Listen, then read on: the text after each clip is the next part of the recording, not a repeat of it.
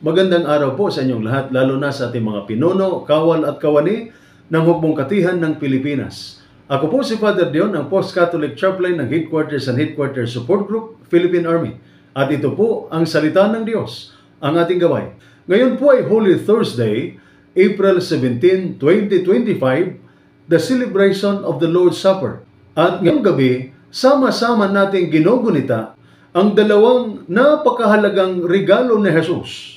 Una, ang Eucharistia, ang kanyang katawan at dugo. Ang pangalawa, ang halimbawa ng mapagpakumbabang paglilingkod, humble service, sa paghuhugas niya ng paa ng kanyang mga alagad. Isang napakatinding tagpo ang nakikita natin sa ating ebanghelyo ngayong gabi. Sa halip na itaas ang kanyang sarili bilang Panginoon, yumuko si Jesus at hinugasan ang maruruming mga paa ng kanyang mga alagad. Isipin ninyo, ito ay gawain ng isang alipin. Sa kanilang panahon, madumi ang mga kalsada at hindi sila nagsusuot ng sapatos, kundi sandals. Kaya, ang paghuhugas ng paa ay trabaho ng isang pinakamababang katulong. Kaya ang ginawa ni Jesus ay tahimik, pero makapangyarihan. Hindi siya nagturo ng mahabang sermon, kundi nagtuturo sa pamamagitan ng gawa. Kaya ano po ba ang ibig sabihin nito sa ating panahon? Una, ito ay nagpapaalala sa atin na ang tunay na pag-ibig ay naglilingkod. Sabi sa Ebanghelyo, minahal niya sila hanggang sa wakas. At paano niya ipinakita ang pagmamahal na ito?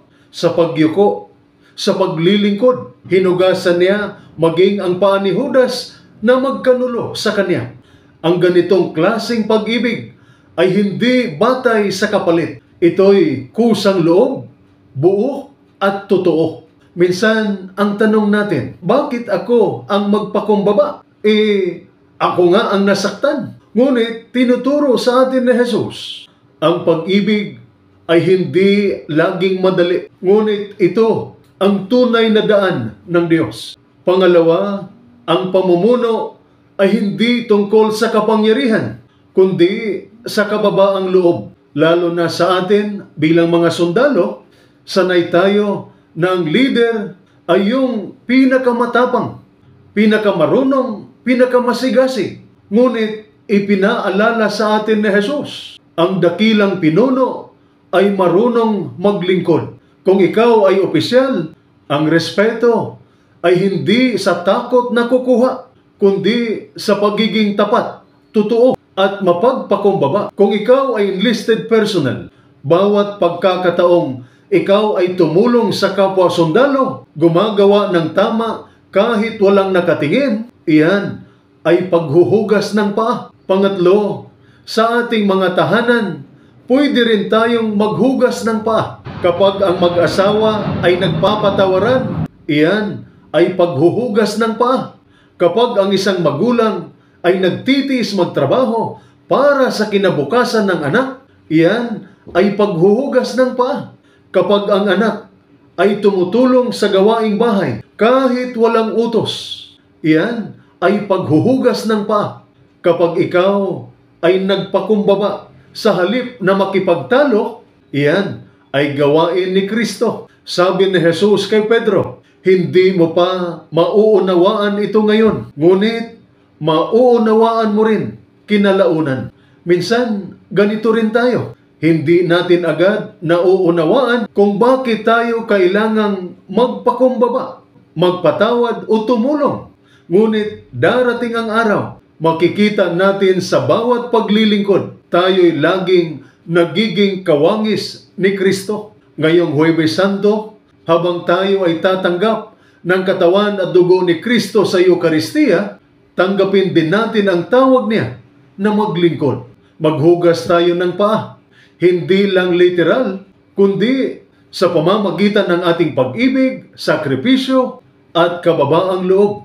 Sapagkat sa paglilingkod, nariyan ang tunay na kadakilaan. Ito po ang salita ng Diyos, ang ating gabay. Manalangin tayo. Panginoong Hesus, Ikaw na nagdala ng krus para sa amin, tulungan mo kaming pasanin ang aming mga krus bilang mga sundalo.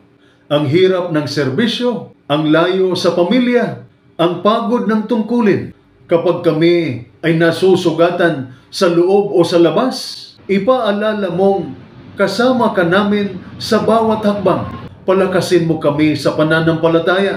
Tulungan mo kaming piliin ang kabutihan kahit mahirap at magpatawad tulad ng iyong pagpapatawad kay Pedro. Turuan mo kaming magtiwala na kahit may dilim, may liwanag na darat dahil ikaw ay buhay.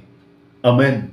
At sumainyo at sa inyong pamilya ang pagpapala ng makapangyarihang Diyos, Ama, Anak at Espiritu Santo. Amen.